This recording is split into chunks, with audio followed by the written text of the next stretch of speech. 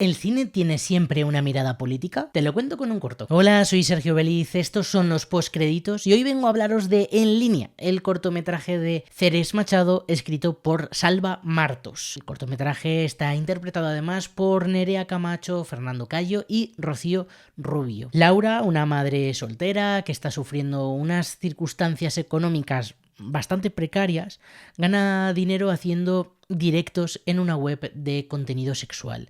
Un día establece conexión con un usuario que cambiará su vida para siempre. Bueno, creo que desde luego hay historias que no buscan tanto entretenerte como incomodarte, hacerte pensar, compartir un mensaje o mostrar una realidad. O historias que te intentan directamente poner delante de un espejo y te obligan a mirar algo que muchas veces preferimos no ver y apartar la mirada, ¿no? Este cortometraje En línea yo creo que es una de esas historias que se mueve un poco por ahí. Ya hemos hablado en otras ocasiones del trabajo de ambos, de hecho a Salva le entrevistamos, hay una entrevista por ahí por el canal, a Ceres tuve el placer de compartir un coloquio en Sanse Cortos en Abierto y su cine, cuando trabajan juntos por lo menos, sigue una línea muy clara. Son trabajos en los que se pone el foco en la figura de la mujer y en esas violencias estructurales, casi sistémicas, que se ejercen sobre la mujer, desde el hombre o incluso desde el propio sistema tal y como está planteado.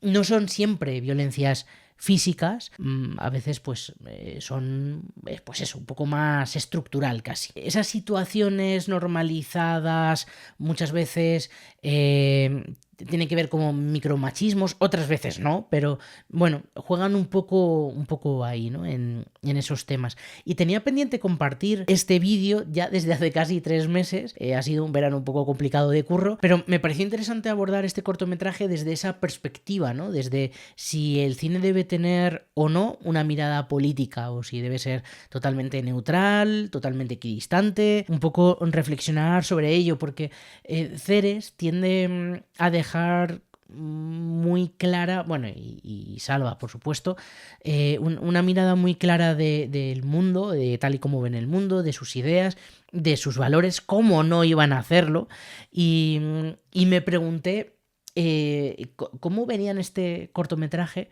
personas que no estén de acuerdo con su forma de pensar. Que por cierto, al hilo de esto, creo recordar que Ceres en algún momento ha comentado que sus historias no, o sus personajes, incluso los más monstruosos, no son necesariamente la norma, sino que sirven para colocar al espectador o nuestra mirada en un punto de vista concreto y reflexionar sobre ese tema. Y creo que esto es relevante porque a veces parece molestar que se hagan cortos, películas o lo que sea, con vocación de señalar esas realidades incómodas, aquellas que una parte de la población prefiere ignorar. Esto se aplica a cualquier tipo de mirada. Y es que hay algo que creo que no podemos olvidar, y lo siento mucho porque hay quienes piensan que no debería ser así, pero todo acto de comunicación, y mucho más si es de masas como es el caso del cine, implica posicionarse sobre diferentes realidades, porque incluso cuando estamos hablando de algo súper de ciencia ficción y fantástico, todo parte de una realidad con la que convivimos en nuestro día a día, ¿no? El cine, la literatura, el teatro,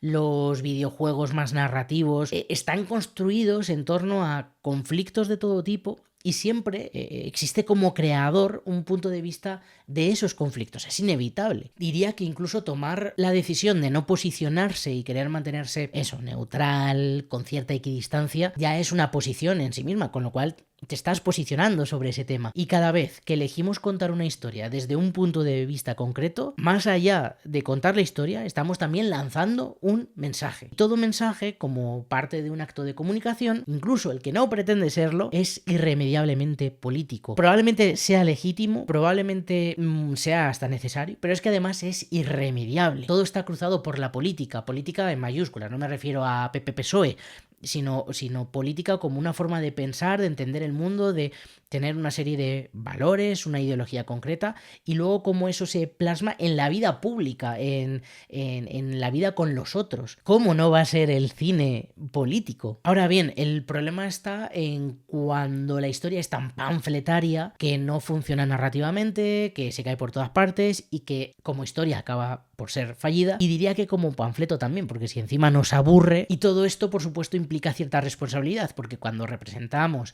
la realidad desde una mirada concreta, estamos moldeando cómo se entiende esa realidad y requiere de cierta responsabilidad. Y volviendo al cortometraje de Ceres, en línea, aquí tenemos a una mujer en grave dificultad económica, en una situación precaria, que acaba trabajando como escort a través de una cámara web. Esto, por supuesto, no es una realidad de la mayoría, pero sí lo es de algunas personas y por tanto creo que si solo le pasa a una persona ya merece la pena, ¿no? Contarlo, y es una situación que hay que contar. Tampoco creo que sea un cortometraje para todo el mundo, probablemente sea un cortometraje para un público concreto, pero tampoco va a ser un votante de Vox, ya te lo digo, entre otras cosas porque tampoco busca cambiar tu forma de pensar el cortometraje, creo que tiene otro objetivo. Pero es que además tiene la suerte de que narrativamente, bueno, la suerte o el trabajo, narrativamente es interesante el cortometraje, y aquí la mano de Salva creo que es relevante, que tiene una capacidad para contar historias maravillosa. Estamos ante una protagonista que es una madre soltera, que inicia un viaje que la lleva a replantearse su vida gracias a la intervención de un personaje que le hace ver que las consecuencias de sus decisiones tienen un precio, ¿no? Ese encuentro desencadena al final un arco de transformación del personaje. Tiene mucho de viaje del héroe, en realidad, en línea, incluso con elementos súper claros como la llamada. Esa llamada a la aventura es una llamada literal, porque hay una llamada literal. Tenemos el mentor, tenemos el villano, tenemos ese regreso a casa con la espada, ¿no? O con la poción mágica, o con la solución. También lo tenemos, ¿no? Hay como muchos elementos del viaje del héroe que están plasmados aquí en este cortometraje de una forma como muy sutil y además muy difícil, porque en un corto siempre es complicado estos viajes, estas transformaciones del personaje tan acusadas como en este caso. Pero para mí quizá lo más interesante es el personaje que actúa como mentor, el personaje de Fernando Cayo, que tiene por un lado la parte de mentor, de guía y demás, pero también de villano. Y creo que esa mezcla es muy original como está planteada aquí. Existen más sitios, ¿no? Por ejemplo, mismamente Harry Potter, ¿no? Como Snape empieza siendo un villano y acaba convirtiéndose en otra cosa. No es algo que sea súper novedoso, pero sí que la forma de plasmarlo, de contarlo, de utilizar esa herramienta, me parece que está muy bien jugado. Me parece un personaje súper interesante. El cómo vuelve del pasado al presente de esta chica y le dice, oye, por aquí no, te equivocas. Pero es que a la vez, claro, él es también parte del problema.